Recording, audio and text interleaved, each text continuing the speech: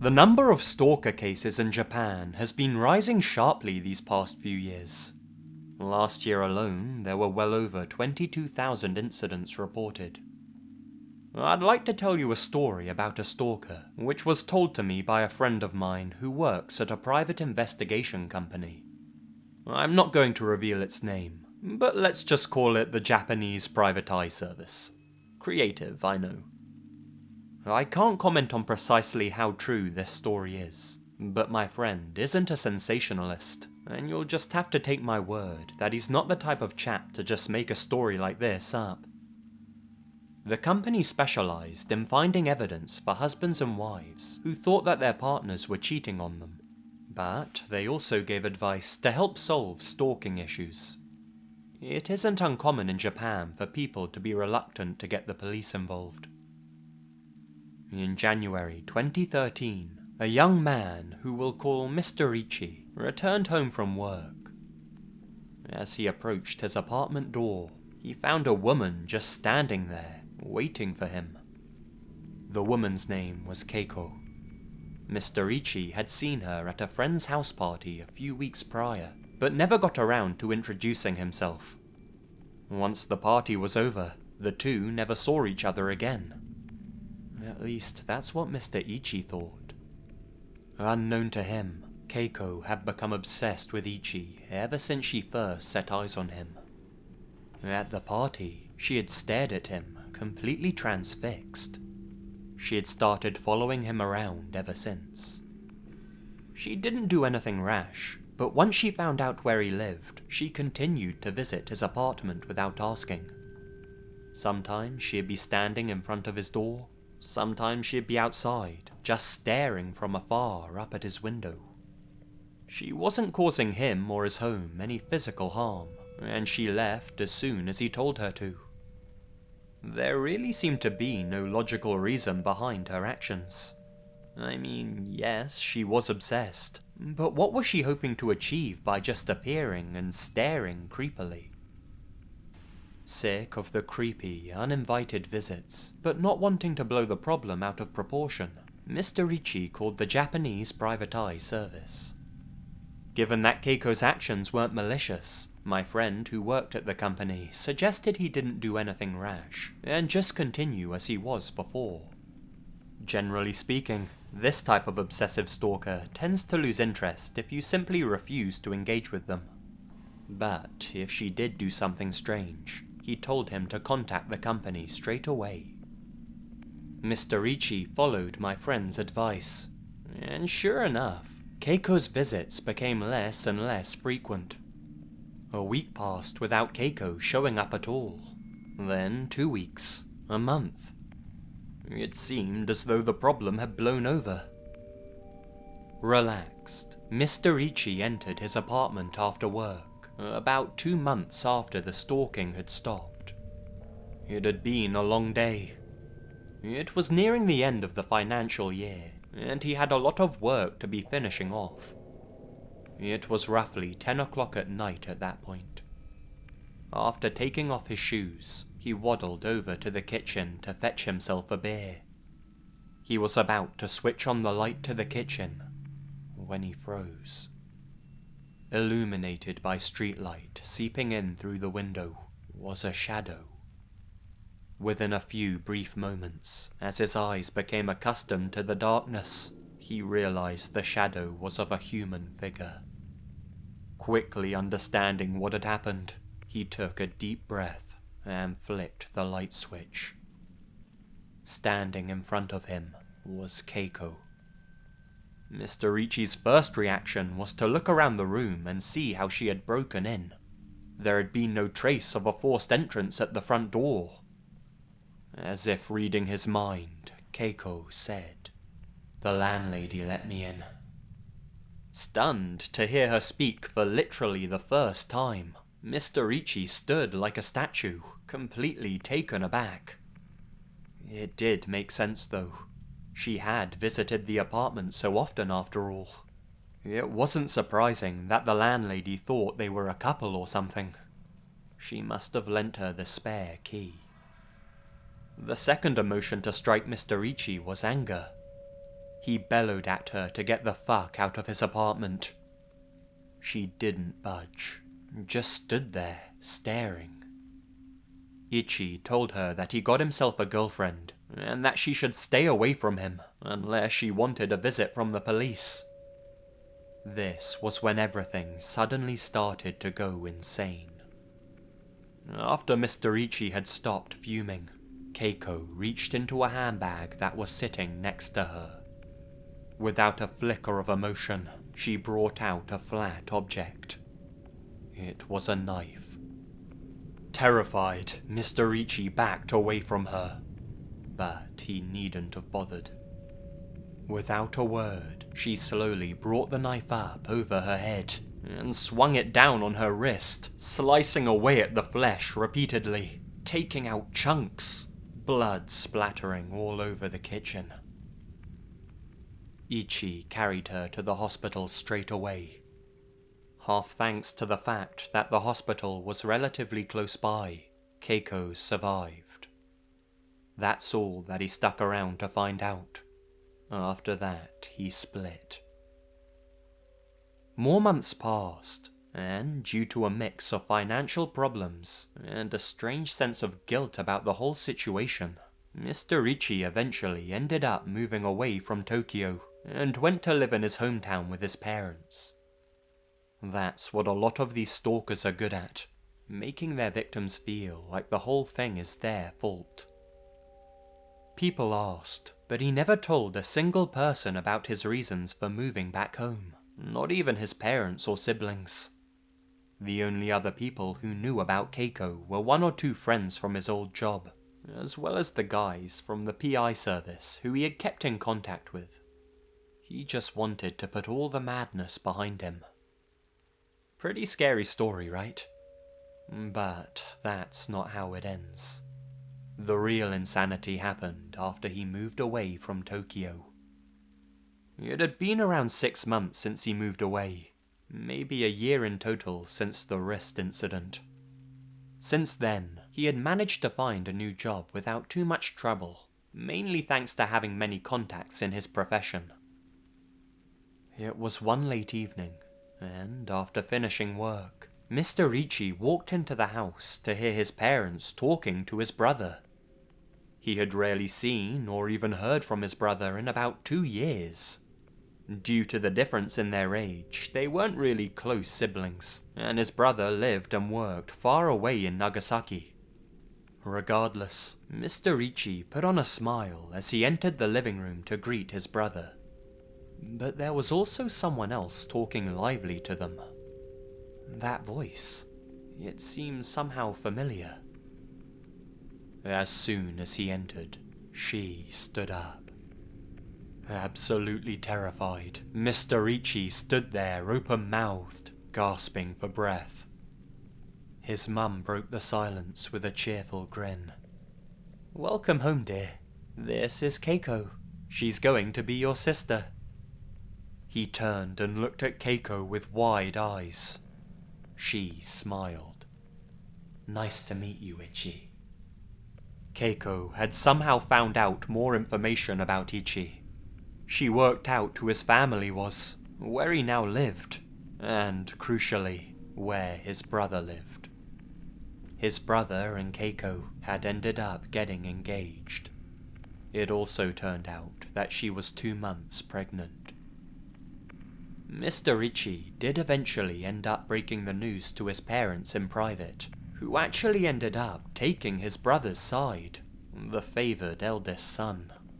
He even pointed out the scars on her wrist. No dice. He never talked to his brother about it, knowing that it would likely lead to blows. Mr. Ichi ended up moving to the USA and working abroad for his company at his own request. As far as my friend at the PI company knows, Keiko and Ichi's brother are still together. But then again, he hasn't heard from Ichi in a couple of years, so who knows? What kind of love drives a person to those sort of extremes? I still wonder if this is truly what Keiko had wished for.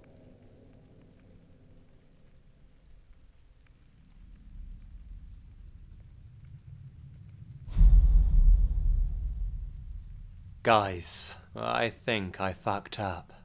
I could use some advice. It all started when I broke up with my ex 1 year ago. Her name was Haruka. Haruka was really kind, which was why I started dating her in the first place. But she was also really pessimistic, and as such, it was no fun to hang around with her. She was the kind of low spirit that made everyone around her depressed too, including me. You know the type of person I'm talking about. I think she had a borderline personality disorder. I only really noticed her weird traits when we started dating.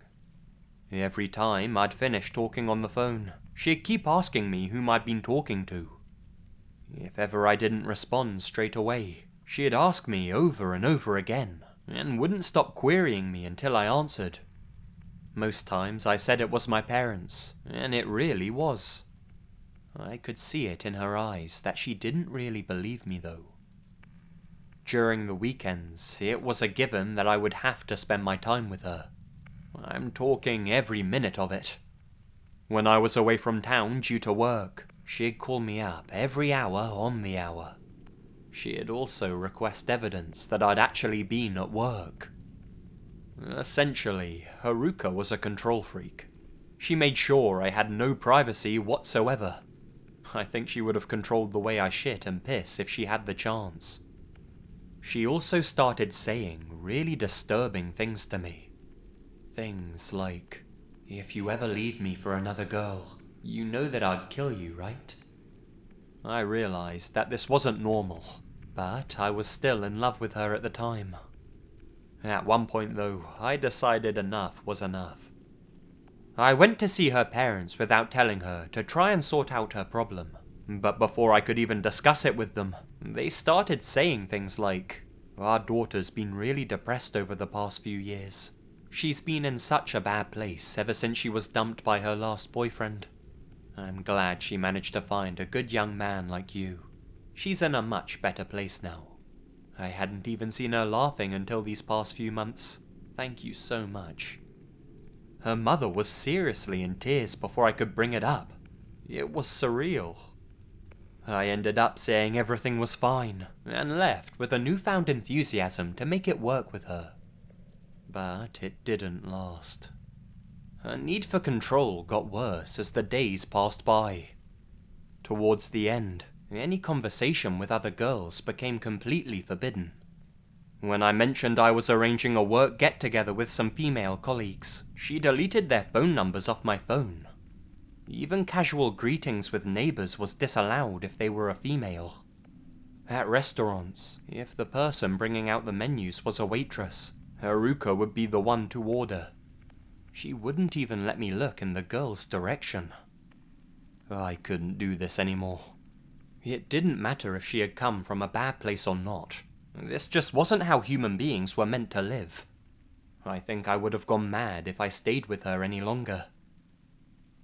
I went to Haruka's apartment early one weekend.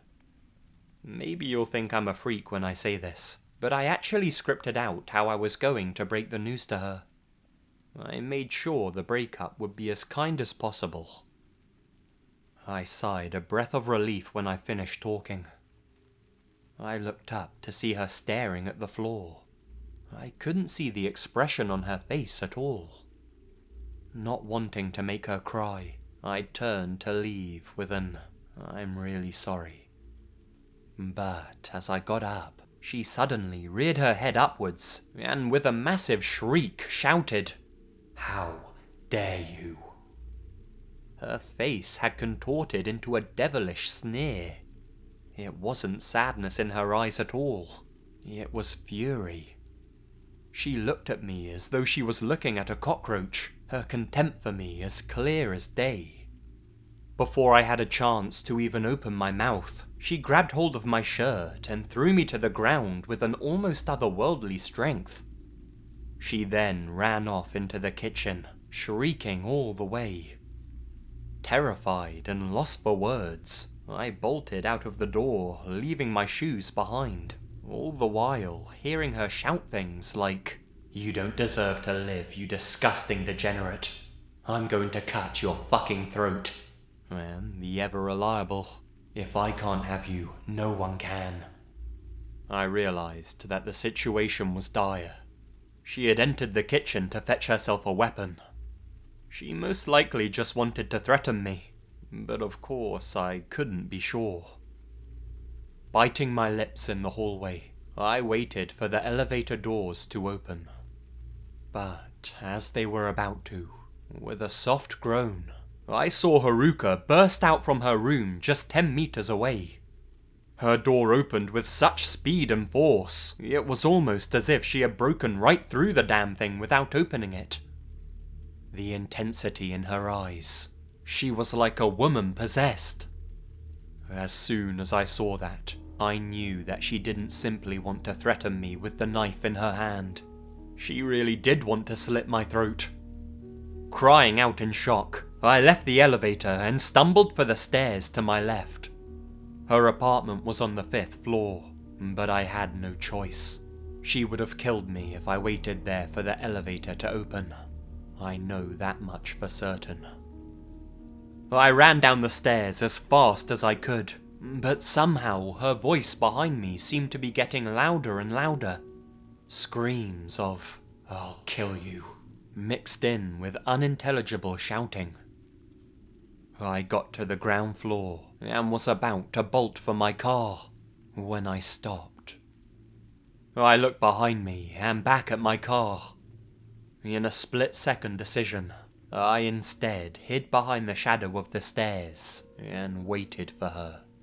A decision that to this day I believe saved my life. Instinctively, I realized that by the time I got to my car, opened the door and turned on the ignition, I would have been pounced on. She had been catching up with me, and I could tell by the volume of her screams that she was only 1 floor away. So, terrified, I waited. I heard the screams and thumping of feet getting louder and louder. I bided my time and wished with all my heart that this plan would work. I then jolted my leg forward in front of the stairs. I felt my leg connect with her shin with a painful crack. With a yell of surprise, she tripped, or more accurately, flew into the air in front of her. She crashed face first into the ground with a resounding thud, which seemed to echo around the foyer. My God, I didn't think she'd fall into the trap that well. She must have really lost her mind. So much so that she wasn't paying much attention to her surroundings. I quickly shuffled to the safety of my car and peered at her cautiously. She was still on the ground. Maybe I should call an ambulance, I thought to myself. I could see her moving, however, and I distinctly saw other doors opening as the neighbours peered out to see what the commotion was. No doubt that if she told them what happened, they'd now take her side. Honestly, I didn't want to have anything to do with her at that stage. I just wanted her out of my life as soon as possible. I know it was a dick move, but I left her there. I drove to the entrance and floored it. I moved apartments after that. I told all of my colleagues at work not to give my new address away to anyone, and explained the full details of what had happened. I didn't notify the police though. I was afraid she might sue me for what I had done, or even press criminal charges of her own. No doubt I'd come away looking like the bad guy, but you have to believe me when I say I know she would have killed me in that building if given the chance. Anyway, all's well that ends well, right? Wrong. A few days ago, I got a letter in the mail. There was nothing written on the envelope, and there was no stamp. It was clear that someone had posted the letter by hand. I opened the letter to find a single, folded piece of A4 paper. On it was only one sentence. "I will always be waiting for you." At the bottom was a kiss mark in red lipstick. And there it is. She's found me. What do you think I should do? Was that letter a threat? A promise? I know it's her, and I'm scared.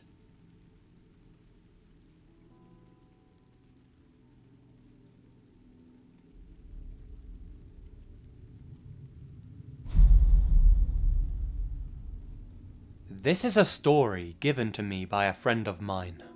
He's a psychiatrist in Tokyo, and has helped, or at least tried to help, a lot of truly disturbed people. We were at a school reunion when he told me about a case he was working on. His subject was a woman who had recently been charged with assault. She was locked up, and it was my friend's job to analyze her mental condition.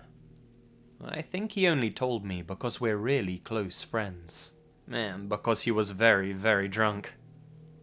I won't be revealing any names or anything, confidentiality and whatnot, but he didn't technically say to me that I shouldn't tell the story to anyone either. Maybe it's because it's rather unbelievable. Honestly, I didn't really believe it either, but I asked him about it again when he was sober, and he confirmed that everything he said was true. Now, I've known this guy for 30 years, and he's never lied to me before, even when we've both been intoxicated out of our minds. But I asked for some written proof, which he actually provided me. This story comes from a written account that the woman made. She was either unable or unwilling to talk at the time, so had to write down her side of the story. It's highly unethical, but regardless, I've transcribed as much as I could, as best as I could, here.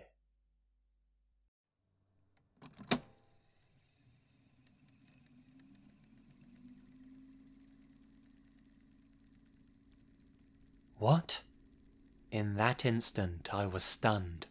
I couldn't understand what he was saying. Break up? What did he mean, break up? I'd devoted the last few years of my life entirely to him. But why? I asked him. You're too heavy. Heavy? What do you mean by heavy? That I'm fat? I asked him. No, you're not fat. I mean, you're emotionally heavy. You're a mental burden. A mental burden. Everything I did with my time was for him. My cooking, my money, all of it was for him. How could that be a mental burden on him? I don't know how to say it. You're so clingy, so overprotective. You don't let me do anything myself. Sometimes I think you'd wipe my ass for me if I asked you to. What's wrong with that, Doctor? So many people would dream to have someone like that in their lives. A second mother. Someone who will always look out for them and provide them their every need. It was all for him. Everything was for him. I'm sorry, darling, I cried. I'll do whatever it is you want me to do, please. All right then. Get out of my sight. What? Then get out of my sight, as fast as possible. I was astounded. Is that what he wanted? I'd do anything to grant his wish, but then I wouldn't be able to see him ever again. No, that can't happen. I don't want that to happen, I thought to myself. I couldn't bear it anymore, and ran out of his room, crying. I sat outside in the park, swinging aimlessly on the swing set. I'm not very smart, but I racked my brain as hard as I could to work out how I could avoid the breakup. The best thing to do would be respect his wishes, but that would mean I'd have to leave him. That just couldn't happen. So, after some deep thinking, I came up with an idea. This was the only solution. No time like the present. I went to the local convenience store to buy what I needed. When I pressed the buzzer to his apartment, he almost immediately opened the door for me. What do you want? He asked. I want to make it up with you. I told you to stay out of my sight, he bellowed at me. I know. I'll fulfill your wish. I'd do anything for you. And with that, I quickly drew the screwdriver out of my pocket and plunged it into his right eye. At that point, he was rolling on the floor with agony, The poor little thing. I didn't want him to suffer for too long. It was easier the second time. He was on the floor after all. I perched on top of him and brought down the screwdriver again. It narrowly missed his left eye and slid into his left cheek, but it wasn't too difficult to slide the tool along his face and into the socket. Squelch is the sound I think it made. A cute sound, just like him. So, that's her account. Not all of it. Quite a lot of it was uninterpretable according to my friend. Difficult to believe, right? Like I said, I didn't really believe him either. Not until I read this, at least. Then again, the fact he showed me this doesn't mean it's 100% true either. This could have just been the ramblings of an imaginative but insane woman. But like I said, my friend's not much of a liar. Either way, I can kind of see her logic. The man asked her to get out of his sight, and technically, I suppose she did.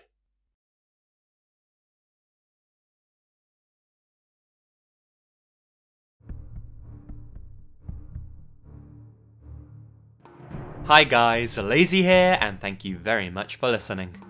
I come bearing good news. I've got my October playlist sorted out and all scheduled out, so the lead up to Halloween should be pretty good this year, I think. I'm going to be dropping a special on the 31st, and I've got all the topics figured out before then as well. But that being said, if you like these 2chan sort of videos and you'd like to see more, then make sure to let me know and I can probably throw one into the mix as well, and we'll get another one in before Halloween. Ooh, yes. This was a fairly long video, so I won't ramble on for too much longer. But just make sure to smack that like button around a bit, and I'll have some more videos for you guys coming very, very soon. So until then, Lazy Legion, you all stay spooky. And remember, the best things happen in the dark. Damn, Japan, you crazy.